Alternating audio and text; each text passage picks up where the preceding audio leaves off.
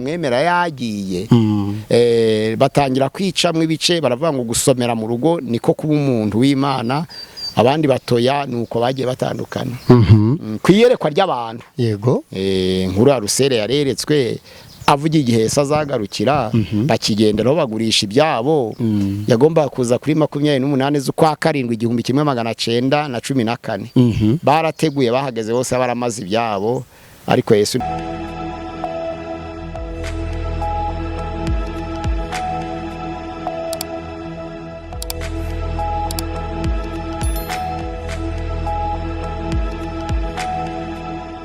tugarutse dukomeza kubakira cyane mwese kandi tubaha ikaze tunabasuhuza turabakunda aho muherereye mu nce zitandukanye ndi Clement Bagemahe uyu munsi twongeza umisha wo kwakira Dr Mpazibirego Pierre Dr Pasteur muraho neza tubaha ikaze muraho turashima Imana meze neza turakomeye tubakiriye kuri The Light TV Imana iracaturinze murakoze namwe Dr kuba gukurikiye muri akanya wabibwira kugira ngo tubashe gutangira ikiganiro cyacu ni Pasteur Mpazibirego Pierre Dr na Professeur nkaba ntuye hari Iremera nkaba nkorera umurimo w'Imana kwigisha abanyeshuri ba theology mu bice bitandukanye hirya no hino murakoze cyane mu nce zitandukanye muri za kaminuza zitandukanye twagushimiye cyane tujye kuganira ku kiganiro kijyanye n'umwaduko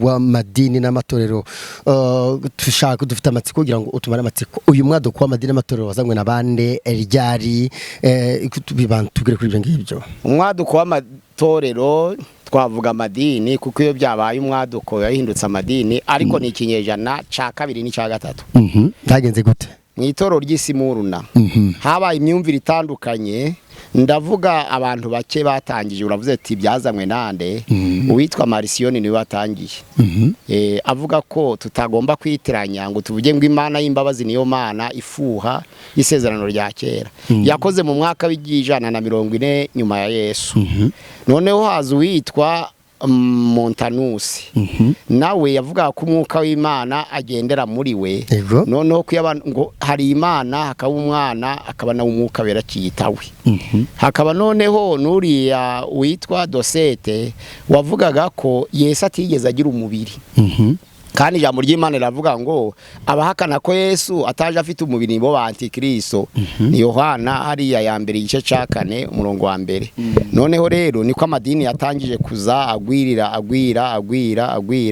hari rya Nestor hari rya Montanus hari rya Marcion hari rya Miratori hari ryo witwa Nestor hari ryo witwa Manicheisme n'abandi nkabo batangije amadini n'abayita amatorero ariko Christianisme nayo ihari itorero ry'intumwa rero bagatangira kuryangiriza buhoro buhoro bamwe bavamo abandi bavamo ariko kwese yaratanze isezerano muri Matayo 16:13-18 avuga ko uri Petero kandi kuri urwo rutare nkazubaka itorero amarembo y'ikuzima atazarishobora bagerageje uko bashoboye kose bamwe bafite umugambi wo gusenya ariko ntibyashobotse itorero rinariho nico rya madini yatangiriye nakubwiye amazina yabamwe mu yatangije ngo ni mu kinyejana ca kabiri ni ca gatatu kuri ubu ngubu turi mu kinyejana cya kangahe Dr turi mu kinyejana ca 21 ni ukuvuga ngo iki kinyejana turimo nabwo harari kwaduka buhoro barashingiye ku mayerekwa anatangiye ku ijambo ry'Imana nk'idini ryitwa itorero ry'abera agasoma akajambo gake nkuko Imana yavuze ngo muzababera nkuko nanjye nduwera akavuga ati twitwa bera none kwagura amatorero harimo ikosa kwagura amatorero nta kosa ririmo ico bazazira no guhindura inyito ya Kristo Yesu no guhangana ni bibiri bazazira naho uzi ko Yesu Kristo ari umuhuza w'Imana n'abantu ntabwo Imana izavuga ngo witwuyu ahubwo tuzakurikiza ca gihimbano c'indirimbo kivuga ngo buri muntu mu itorero abwejejwe muri iryo ya ndirimbo yacu okay nizihe ntego nkuru abashinze amatorero cyangwa se bazanye amadini n'amatorero bari bafite benshi bashinga amatorero bashaka kwiyamamaza ngo bamenyekane abandi bagashinga amatorero bashaka kurwanya irihari ubwo izo ntego ziratandukanye. Abandi bagashinga amatorero bagaye ubutumwa bwiza bwaho basengeraga, ni byinshi. Abandi bagashinga amatorero wenda batinye gutanga amafaranga, ni byinshi. Impamvu zo ni nyinshi, n'ababikoze batyo turababona. Nk'abatampera aribo bita bafite imitwe ine: abagorozi, abatsindishirizwa, abacamanza n'abakusi. bari mu batampera bavuye mu badivantise batumvikanye ku mikoreshereze y'amaturo. bavuga ko amaturo binezeza Imana yafashije abakene atari uko yubatse insengero. bakavuga bati uzubaka ute hari ababuraye n'ico bapfaga baragenda barigumura. noneho rero nk'abahamya ba Yehova kugira ngo bave mu badivantise b'umunsi wa karindwi, intandaro kwari ukuvuga ngo mbese gusenga Imana ikemera nuko umuntu yava mu rugo. nta wasengera mu nzu Imana ikamwemera nk'uko yamwemera yagiye. batangira kwicamwe ibice, baravuga ngo gusomera mu rugo niko kuba umuntu w'Imana. abandi batoya nuko bagiye batandukana. kwiyerekwa ry'abantu, yego, nkuru ya Rusere yareretswe avuga igihe azagarukira, bakigenderaho bagurisha ibyabo. yagomba kuza kuri 28 z'ukwa karindwi 1914. barateguye bahageze bose baramaze ibyabo, ariko Yesu ntiyaza. bariya ba William Mirere, Yesu yagomba kuza kuri 21 z'ukwa gatatu 1843, nabo ntiyaza. Muni Yesu yagomba kuza 1980, bagurisha ibyabo ntiyaza. abagorozi nabo barayibona ko ari 2,000. tariki barayibona kabisa, baragurisha barategura ntiyaza. mu 2,000 kandi ko ibyo bintu byabayeho twari tuhari, yabyashyushye ngo baraza ikintu kiduterure. Dr. Urakoze cyane kuri ibi bintu byose bigenda, umwaduko w'amatorero, umwaduko w'amadini, ni byose umaze kuvuga. turagira ngo tumare amatsiko, ubona hari icyo byamariye sosiyete? Mbo rimwe na rimwe usomye Abaroma ibice 3:7, haravuga ngo ni ibi binyoma byanje byatuma izina rya Kristo ryamamara, ngo si ngombwa ngo abantu bamfate nk'umupagani. niba koko hari umwicanyi wumvise ibyo wavuze akareka kwica, hari ico byakoze. Ego komeza.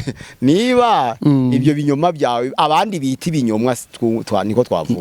kuko Paulo yaravuye muri Judaisme, bavuga bati ni umunyabinyoma, ariko aravuga ati niba bimvuga ari ibinyoma koko ntaco bitwaye, mubyita uko mushaka. ariko niba byatuma umuntu areka icyaha, ntaba ndi umunyabyaha ndi.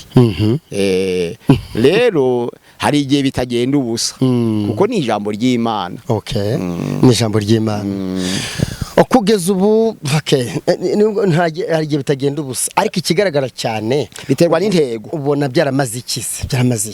Niba harimo icyo kinyoma yenda kishobora kugusha ku ntego, ikinyoma cyagusha kugutuma ubumukire ukabona amafaranga ukabyira gute, kandi ukoresheje cya kinyoma kandi nabwo uvuga Kristo. urugero niba Restoration Church cyangwa Zion Temple yarabwirije ubutumwa abantu baguye bo muri ADPR, noneho rero wenda bakaba baragushijwe no kutumvikana n'amabwiriza ya ADPR, ariko Restoration ikabiraje cyangwa Zion Temple ikabwira ubutumwa abo bantu, ikababwira ubutumwa. hari igihe muri bo hagira abarokoka bitewe n'intego watangije muvema afite. hari igihe barokoka, muri make byaba bifite byaragize umumaro muri societe, byagize umumaro muri societe, kuko twese tubaye aba Restoration Church ubujura bwagabanuka. atari ngombwa ngo twese tuba ba ADPR, ngo ahubwo tubaye n'abahamya ba Yehova ubujura bwahagarara. ubwo rero reba aho ngaho hari ikigabanuka mu bugizi bwa nabi muri iyo muvema. burase bira bintu byo kubwiriza kuri bya n'ubuyobozi bubura, ariko ubundi itorero cyari ikintu kigabanya ibyaha. ariko kubera kenshi uwigisha abatarabivuyemo, ataravuye mu iki, mu byaha. Okay. ico gihe ntabwo wakura mu byaha umuntu ukiri mu byaha, biragora kuko ntabwo watangisha udafite.